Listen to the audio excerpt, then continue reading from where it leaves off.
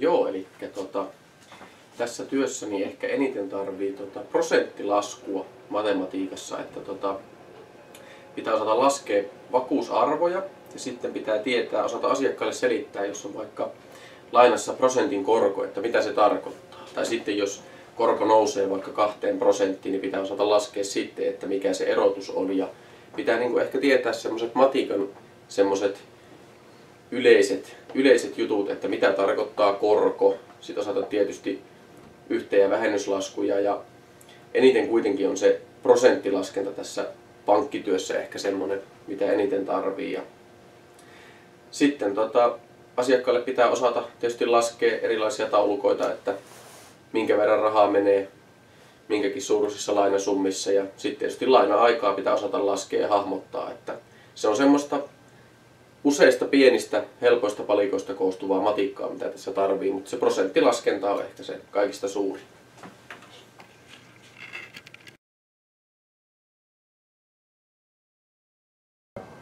No niin, aika paljon me lasketaan vakuusarvoja esimerkiksi, eli asiakas tulee hakemaan asuntolainaa, niin meidän pitää määrittää, että riittääkö hänen omat vakuudet siihen lainaan vai joudutaanko pyytämään jostain lisää lainaa.